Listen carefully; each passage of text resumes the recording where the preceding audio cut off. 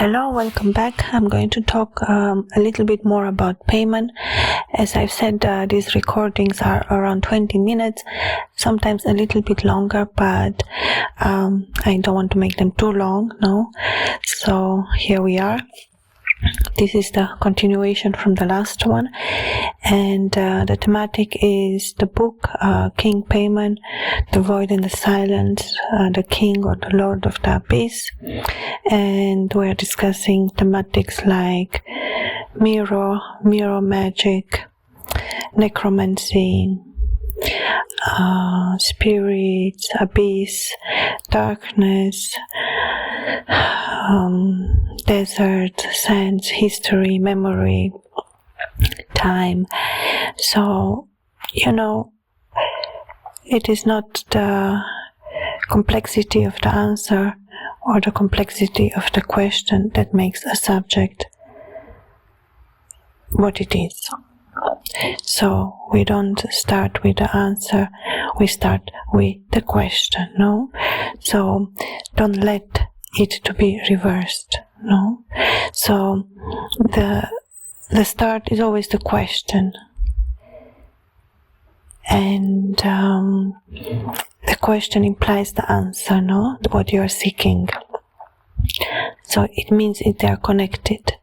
So it almost already tells you that the answer is in the question. You can answer or receive your answer, what you're seeking, in your question that you are saying.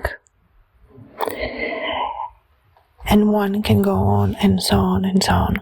So you can imagine how things are aligned or how things interfere with one another, no? And one can distinguish, of course, we're all very good at this, capable in distinguish mentally, red from blue, right, left, stuff like that. But on a more philosophical level, no, if I was, or even a poetic way, if I was to take a mirror and make it my own dream or my own wisdom or my own whisper or my own reality or my own experience or my own object or whatever, no? The mirror is an object finally. But a reflection of the mirror is something else. And as I've said, no, because we are talking about King Paimon, so it's almost like my answers, which may seem simple, or my tone, which may seem maybe in many different ways, no, one could say, it's not the main focus of the thematic or the main problem. It doesn't bring anything more true or less true if I'm talking to you in a harsher voice, or if I'm talking to you, in a more convinced way, or if so there's no need for that, no? That's like the idea of like, why would I hide my own reflection from you? No? But my answer is, well, I am not the focus here. No, so that's it's not necessarily to say, we are talking about me now, because we do have a subject, no? So the mirror does give a reflection that one can focus on, and that reflection can change. It's just not one. You may think, well, if I look in a mirror, I will just see myself and nothing else. Well, that's not true, It's almost to say the same is not the same. It cannot be. It means there is another element that comes into it. Even if you were to stay still in front of the mirror and say, I will show it like no time is passing. Time is still passing. You cannot stop, So there is no need of searching for big things. And it's almost like you sit in front of the mirror, but you look at its corners. It will be strange, Because if you were to sit in front of the mirror, you will look at yourself. so it's almost like simplicity is always the truth, no? And it always shows where the focus is. In the abyss, it's different. There is no focus. That's the point of the abyss. There's nothing. You're looking at nothing. It's just blackness. It's just like a black sheet that's all around you, you know? And there's nothing to hold on. There is nothing to see. There's almost like you are left by yourself, no? It's almost like the mirror gives a reflection. It's almost like a story into itself, no? It creates different type of ripples, as you see in the water with the stone. It goes on the surface and it moves further on, and then you can imagine what it happens, no? But there's no need for you to search for that truth because you already know it. And in that place where you feel like, well, I need new, I want new, I want to receive something that it was going to be exactly what I need, or something that is going to reignite me, or something that's going to give me an answer, or something that I never knew about myself, or, you know. And it is like interesting, no? So it's like the abyss, which is represents the darkness, no? And the fire, which represents the light, the wisdom, the seeking, no, go very well hand in hand. So, as we have seen until now, no, as I've said, the abyss is not empty, the abyss is not cold, the abyss is not unfriendly territorium. It is simply unknown, no?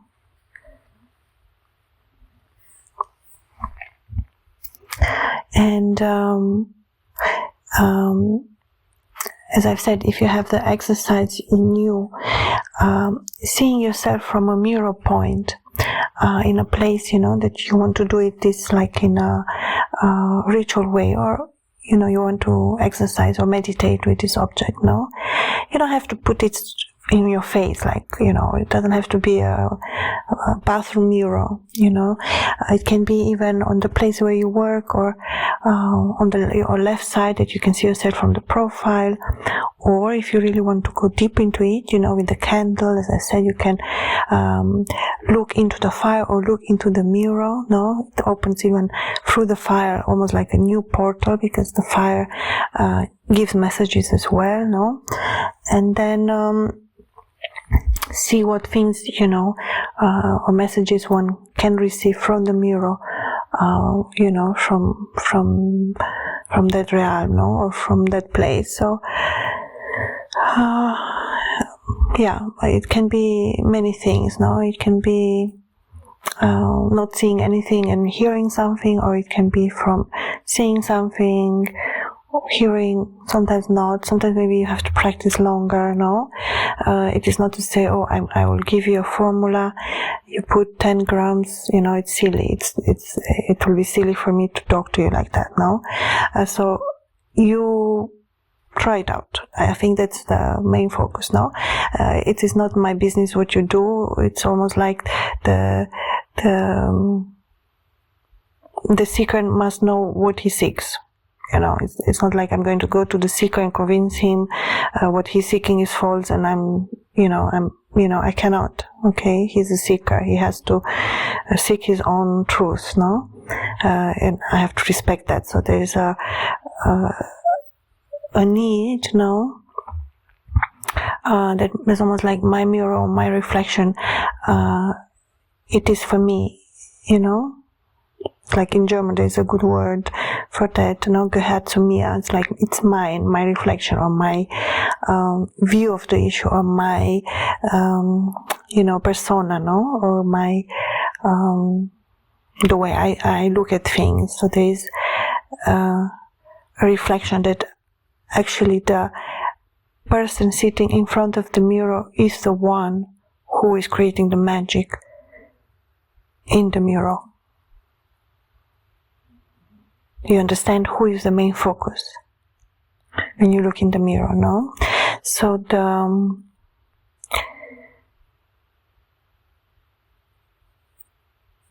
that's like the position, no, that you feel when you look into the mirror, no. I'm looking at myself, I am like the main focus, no. There's almost like me, I am reflecting it in the mirror, no. I am. Without me, it will not be no reflection, no. That's just, yeah. So that's like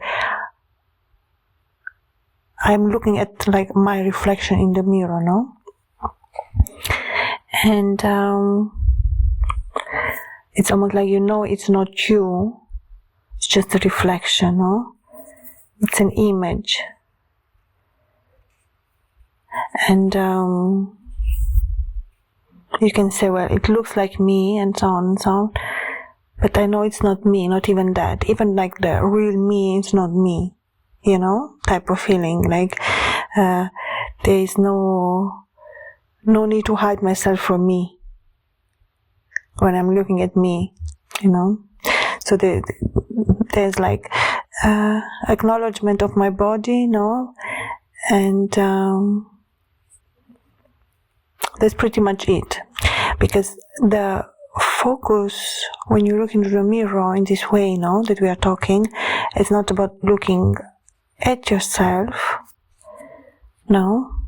It's not to judge yourself, it's not to say who you are and so on. It's not about that. It is about you looking almost like inside something that you still don't understand fully, no? And you're still like searching or believing that you can receive messages or something from that part, no? That you knowing that it is not you and it's not real and so on, maybe something else, maybe you didn't understand it yet, and you can still get an answer for it, no? And you know, one can include it, the best way or beneficial way is to include it in a meditation ritual, no? Where you focus on the mirror. You don't have to literally look yourself in the mirror if you don't care about that, you know. If you don't feel you need that exercise, which is good, it's fine, you know. You can imagine yourself through your third eye indifferent, no. You can imagine yourself, like for example, in a room where you see 1,000 reflections of yourself, or they will not change who you are. It's just reflection, you know. It's almost like magic, because it is. That's the point. That's what I'm trying to say, no? It doesn't change the main focus, which is you, but there are many reflections of you. So it's like, you know, you have to know who you are, no? So those are only reflections. It's not that it's not me. It's exactly the feeling as you when you look in the mirror. But I know that in the same time, you know, it's just reflection of me. Because me can be only one, no?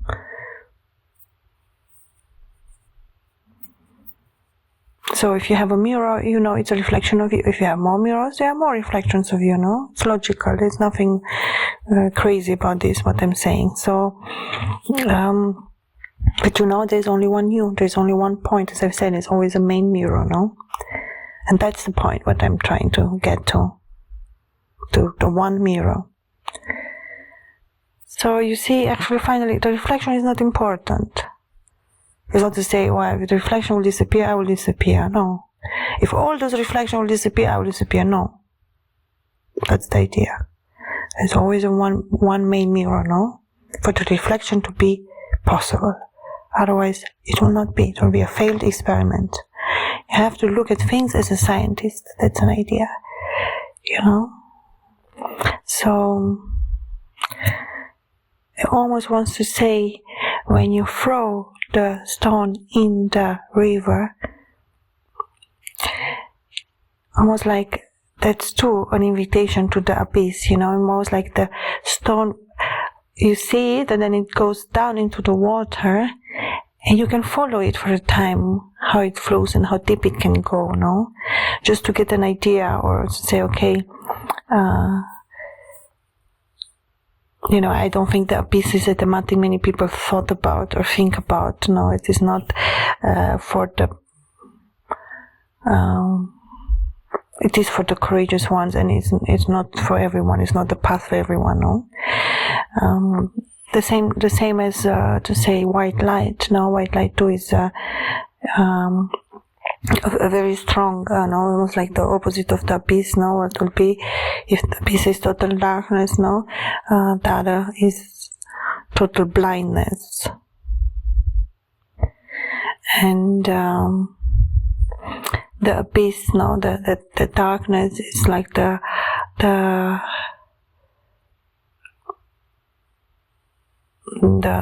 place from where things come, and almost like the white light, it's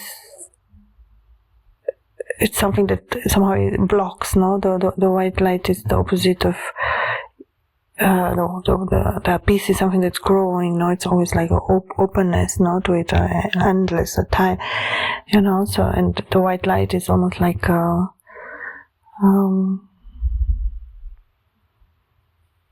blindness, like a full stop or something like that. I imagine it. It's like a lightning, something extremely powerful, blinding and stopping. Almost like so. There's like why I give this example, so one can understand the feeling of the abyss, okay? The beauty of the abyss.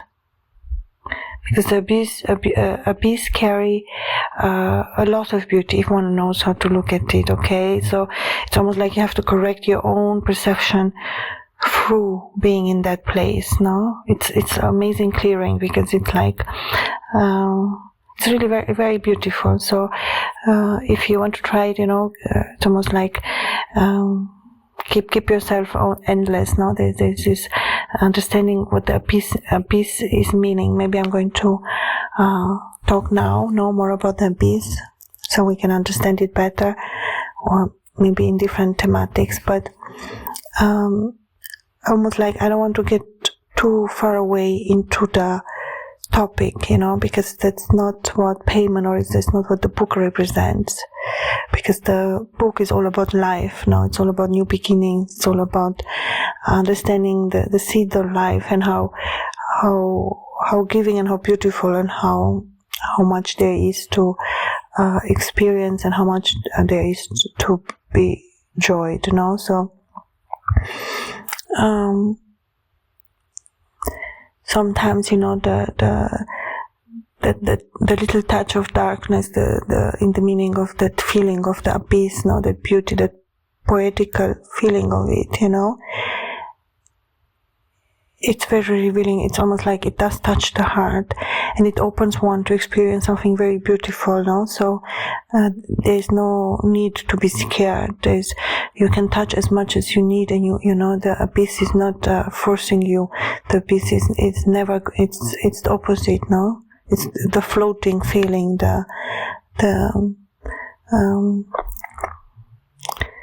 The moment of reflection, I might call it, because if we talk so much about this correspondence from the mirror to me and so on, to make sense about what is seen through the eyes.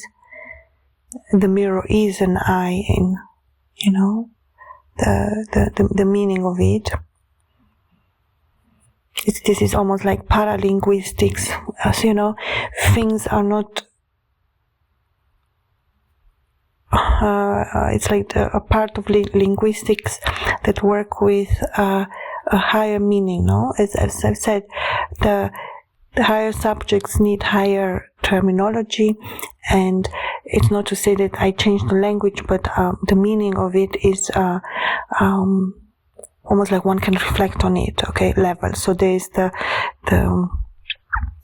paralinguistics who study this. So it is of course a higher level of language, and it's even above the artistic one. It's not about I'm not talking artistically. I'm not trying to impress you.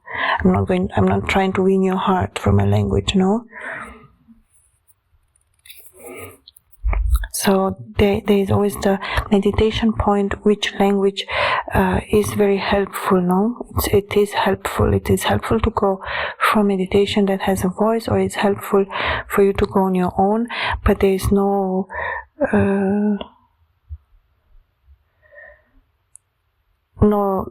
need of like just one way to do the right thing. There's that's what the piece teaches. No, there's many avenues. There's a lot that one can receive, and simply to let open and be, for adults, I think it's a little bit more difficult to let ourselves be open, no, to or see the world a little bit from more magical eyes. There's always a quality to that. So there's no need, to focus so much on the words to say, oh my God, that sounds so strange and that cannot be scientifically proven. That's so logically impossible, or, So, as I've said, the mirror always shows a reflection, and it always comes straight from the main mirror. So there's no need for me to read all the extra mirror when I know which the reflection is, the reflection point. So it's always useful to go to the main mirror, or to go to the main focus, or to the main point, that one doesn't get lost necessarily into the reflection. There's always a beautiful meaning, and as I've said, the main beauty of trying something new or doing something in general is about believing that it's going to be a beautiful experience. And sometimes things happen, as I've said, without us expecting. So there's always a part, there's always a combination of these two elements, a part that is has to arrive or has to come, and a part that has to be let go. There's always a flowing aspect, in both, so to say, in the abyss or in the darkness. There's always an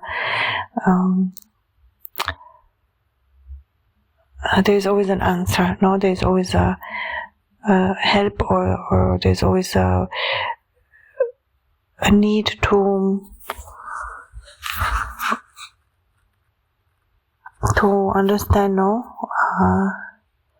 where you are looking at. So things can always go deeper, but it's not necessarily